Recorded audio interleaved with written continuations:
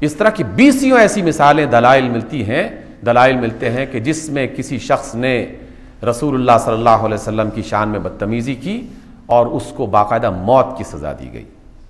خود اللہ کے رسول کے زمانے میں ایک خاتون کو موت کی سزا دی گئی. اللہ کے رسول نے بعض لوگوں کے بارے میں یہ حکم صادر فرمایا کہ اس کو قتل کر دو چاہے وہ حرم کی دیوار کے پاس بیٹھا ہوا ہو. دلائل ملتے ہیں. عمر بن خطاب نے قتل کر دیا اسی بنیاد پر. بے شمار دلائل ملتے ہیں. چلیے اگر کوئی شخص اس کو سمجھتا ہے کہ نہیں یہ محض ایک جذباتی بات ہے، حالانکہ یہ جذباتی بات نہیں، یہ ایمان کی بات ہے، قانون کی بات ہے، دلائل کی بات ہے.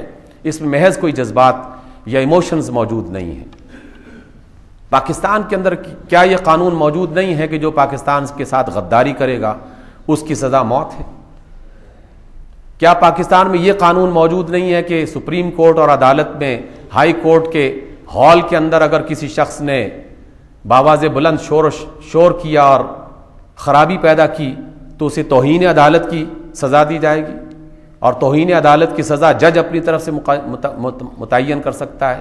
قید بھی ہو سکتی ہے، جرمانہ بھی ہو سکتے ہیں، کوڑے بھی لگ سکتے ہیں.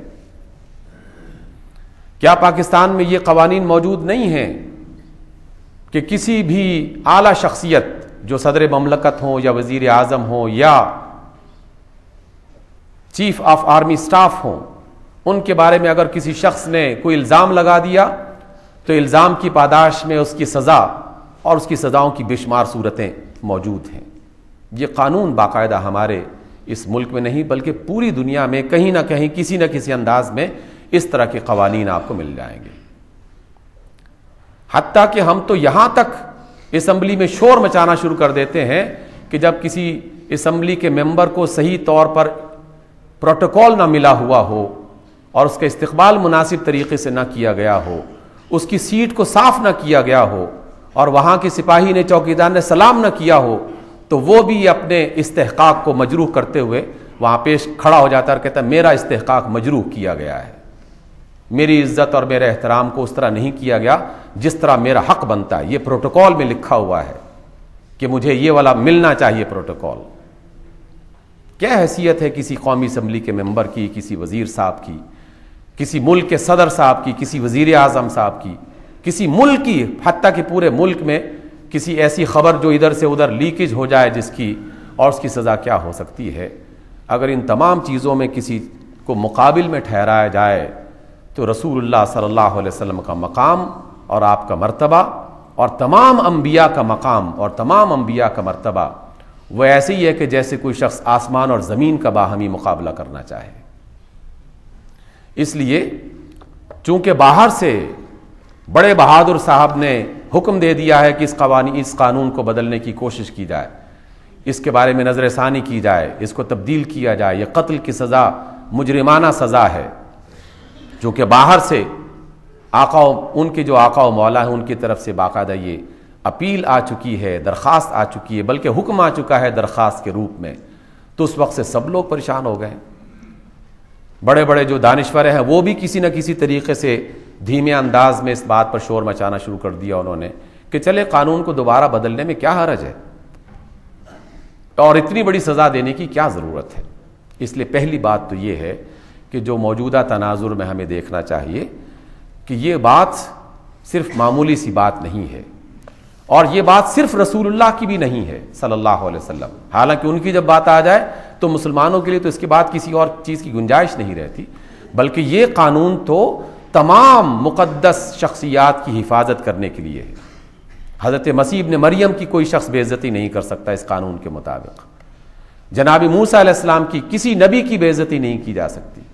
کسی مندر، کسی گرجا، کسی کلیسا، کسی مسجد، کسی عبادت خانے کی بے حرمتی نہیں کی جا سکتی اس قانون کے مطابق. لیکن چونکہ مسئلہ اللہ کے رسول کے حوالے سے یہاں پر اور پاکستان کے اندر بنا ہے، اس لیے پوری دنیا میں شور مچا ہوا ہے کہ جناب اس قانون کو بدل دیا جائے، یہ ظالمانہ ہے، اس کے اندر تبدیلی کی جائے. پہلی بات یہ. دوسری بات، قرآن حکیم میں کیا یہ بات نہیں کہی گئی کہ محمد رسول اللہ والذین معہ اشداء علی الکفار رحماء بینہم؟ محمد صلی اللہ علیہ وسلم اور ان کے جو ساتھی ہیں وہ کافروں کے لیے سخت رویہ اختیار کرتے ہیں اور ایمان والوں کے لیے نرم رویہ اختیار کرتے ہیں. یہ کیا قرآن مجید میں اس کا تذکرہ نہیں ملتا آپ کو؟ سورۃ الفتح کی آخری آیات ہیں، آپ اس میں پڑھ کے دیکھ لیجئے، قرآن مجید میں لکھا ہوا ہے. اور ہم اپنے عمل کا جائزہ لے لیں. پاکستان کی ایک بہت ہی محترم بیٹی عافیہ 86 سال قید کی سزا دے دی گئی. اس پر مغربی میڈیا کو اور پاکستان کے بہت سارے صحافیوں اور دانشوروں کو کچھ نہیں ہوا، کھجلی بھی نہیں ان کے سر میں اس کی وجہ سے. لیکن جب کسی اور معاملے کو جس کا تعلق ان کے کسی حوالے سے موجود ہو تو اس میں یہاں پر ایک ہنگامہ مچا دیا جاتا ہے، اور صبح سے لے کر شام تک مسلسل میڈیا اسی بات کو رٹنا شروع کر دیتا ہے کہ یہ قانون ظالمانہ ہے اور یہ ضیاء الحق نے بنا دیا تھا. یہ بھی عجیب و غریب قسم کے بات ہے کہ جو بھی کوئی قانون ضیاء الحق نے بنا دیا، اچھا ہے یا برا ہے، تو محض کسی ایسے فرد کا نام لے کر کہ جس کو میں کسی حوالے سے پسند نہیں کرتا، آپ کسی حوالے سے پسند نہیں کرتے، تو محض اس کا نام لے کر کہے کہ جناب یہ قانون چونکہ اس زمانے میں بنا تھا اس لیے اس کو ختم کیا جائے یا اس کو تبدیل کر دیا جائے. یقیناً قانون کو قانون کے حوالے سے دیکھنا چاہیے، کسی فرد کے حوالے سے نہیں دیکھنا چاہیے.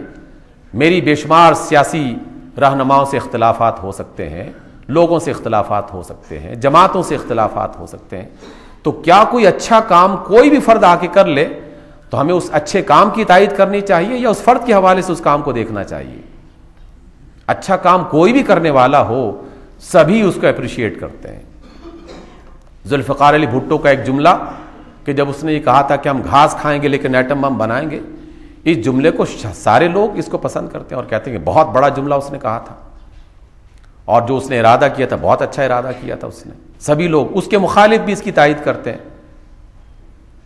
اور اسی طریقے سے ضیاء الحق نے افغانستان کے حوالے سے جو ایک اچھی پالیسی اختیار کی تھی اس میں پاکستان کی عزت میں اضافہ ہوا تھا، کمی نہیں ہوئی تھی. خراب لوگوں نے کیا. اس لیے افراد کے حوالے سے قوانین کو، ضابطوں کو نہیں دیکھا جاتا. قانون اور ضابطے کو دیکھنے کے انداز بالکل مختلف ہیں. اس کے حوالے سے میں آپ سے یہ بات کیوں کہہ رہا ہوں؟ میں آپ سے یہ بات اس لیے کہہ رہا ہوں کہ ہم سب اس ملک کے باسی ہیں اور ہمیں اس بات کا حق بھی ہے اور ہماری ذمہ داری بھی ہے کہ اس ملک میں جو کچھ بھی ہو رہا ہے، ایک ذرے سے لے کر ایک آفتاب تک، ایک چھوٹی چیز سے لے کر بڑی چیز تک، اس سب کے بارے میں ہمیں جاننا چاہیے، اس کے بارے میں ہمیں سوچنا چاہیے اور اپنا پازیٹیو کردار ادا کرنا چاہیے.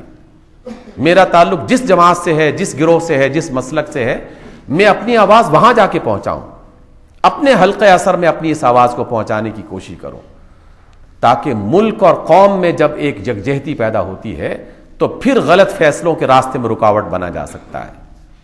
اور اگر سب کہیں کہ جناب ہمیں کیا، ہم نے کون سا بنانا ہے، ہم نے کون سا بنایا تھا اور ہم کون سا بگاڑیں گے، تو قیامت کے روز اس بات پر ہمیں بخشا نہیں جا سکتا کہ جناب تم تو قانون بنانے والے یا توڑنے والے نہیں تھے.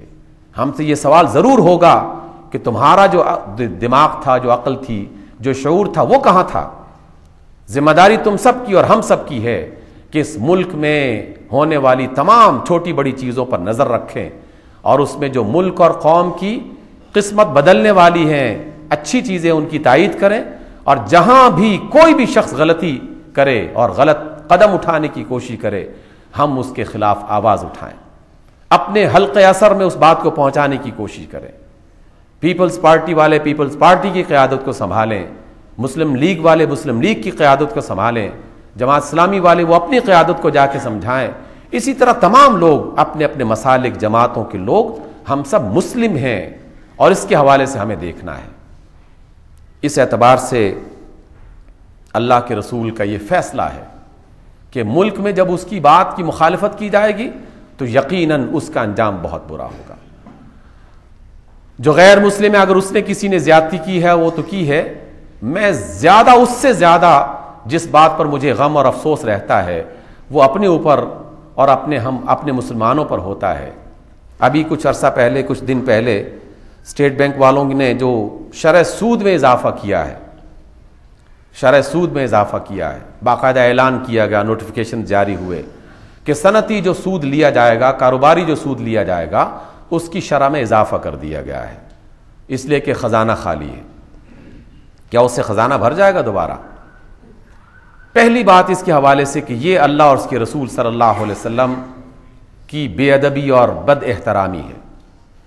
اللہ کے رسول نے کہا کہ یہ حرام ہے اور ہم کہیں کہ نہیں جناب، ہم تو اس میں مسلسل آگے بڑھیں گے، ہم تو اس کو مزید اضافہ کریں گے۔ اس میں اسٹیٹ بینک کی طرف سے یہ اقدام جو تھا، یہ اللہ اور اس کے رسول کے خلاف جنگ ہے۔ اس جنگ کا نتیجہ فوری طور پر کیا نکلے گا کہ بے شمار قسم کے کارخانے، بے شمار قسم کے کاروبار وہ اس چنگل میں مزید اور جکڑے جائیں گے۔ جو لوگ اس سے نکلنا چاہ رہے تھے وہ اب نکل نہیں سکیں گے۔ جو کسی طریقے سے دلدل میں پھنس چکا تھا اور نکلتا نکلتا وہ کم از کم پیٹ تک آ چکا تھا یا ٹانگوں تک آ چکا تھا، وہ دوبارہ سر کے برابر اس کے اندر گھس گیا ہے اور اس کو دھسا دیا گیا ہے۔ اس طریقے سے اس معاملے کو کبھی بھی نظر انداز نہیں کرنا چاہیے۔ ایسے تمام اقدامات کہ جن اقدامات سے ملک اور ملت کو نقصان پہنچنے کا اندیشہ ہو، اس کے بارے میں ہم سے پوچھا جائے گا، آپ سے بھی پوچھا جائے گا۔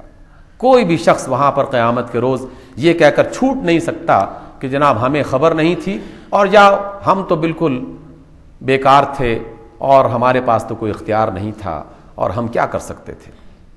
ایک آواز اٹھانا ہی بہت کافی ہے۔ رسول اللہ صلی اللہ علیہ وسلم کی یہ بات ہم نے بارہا سنی اور بارہا پڑھی ہے۔ آپ نے فرمایا کہ بنی اسرائیل کے دانشوروں نے، ان کے علماء نے جو گناہ کیا تھا، وہ گناہ یہ تھا کہ ابتدا میں گناہوں سے، غلطیوں سے، خرابیوں سے منع کرتے رہے، پھر آہستہ آہستہ خاموشی اختیار کر لی، اور پھر آہستہ آہستہ خود اس گناہ کا حصہ بن گئے، اور جب یہاں تک بات پہنچ گئی تو اللہ رب العزت نے ان کے نبیوں کی زبان سے ان پر لعنت بھجوا دی، اور پھر ان کا انجام جو ہوا ہم سب جانتے ہیں۔ سامعین محترم، یہ دل کا درد ہے جو قرآن مجید میں بیان کیا گیا ہے، اس کے اسباب بھی، اس کا علاج بھی۔ اس لیے ہمیں جاگتے رہنا ہے۔ جب تک جاگتے رہیں گے آپ کے گھر کو کوئی نقصان نہیں پہنچا سکتا، لیکن جب ہم دشمنوں کی رضامندی حاصل کرنے کی کوشش کرتے رہیں گے اور ان کی چال میں آ کر اپنوں کے ساتھ غداری اور اپنوں کے ساتھ زیادتی کرنا شروع کر دیں گے، تو پھر نہ ہم باقی رہیں گے، نہ ہمارا ملک اور ہماری بستیاں آباد رہیں گی۔ اللہ تعالیٰ سے دعا بھی کرنی چاہیے اور اس کے لیے کوشش بھی کرنی چاہیے کہ میں ایک جملہ اگر کہیں پہنچا سکتا ہوں اللہ کے رسول صلی اللہ علیہ وسلم کی تائید اور آپ کی مدد کے لیے، تو مجھے وہ جملہ ادا کرنا چاہیے۔ قرآن کا یہ بھی حکم ہے کہ وہ لوگ کہ جو رسول پر ایمان لائے، اور وہ لوگ کہ جنہوں نے رسول کی مدد کی، اور وہ لوگ جو رسول کا سہارا بنے، وہی لوگ قیامت کے روز کامیاب ہوں گے۔ ہم رسول کی مدد کیسے کریں گے؟ یہی کہ ان کے نام پر اگر کہیں نقصان پہنچ رہا ہے، ان کی عزت کو نقصان پہنچ رہا ہے، ان کے شریعت کو نقصان پہنچ رہا ہے، ان کی امت کو نقصان پہنچ رہا ہے، تو ہمیں اس امت کی حفاظت کرنی چاہیے، ان کے نام کی حفاظت کرنی چاہیے، ان کی شریعت کی حفاظت کرنی چاہیے۔ یہ ہے رسول کی مدد۔ آئیے اس بات کا ارادہ کریں کہ ہم رسول کی مدد کریں گے، سوچ سمجھ کر، پوری دانشوری کے ساتھ اور پورے ایمان اور اخلاص کے ساتھ۔ کسی مفاد پرستی کو اپنے قریب نہیں آنے دیں گے۔ اپنے ملک اور اپنی ملت کی حفاظت کیجیے۔ اللہ تعالی ہمارا اور آپ کا حامی و ناصر ہو۔ اقول قولی ھذا واستغفر اللہ لی ولکم۔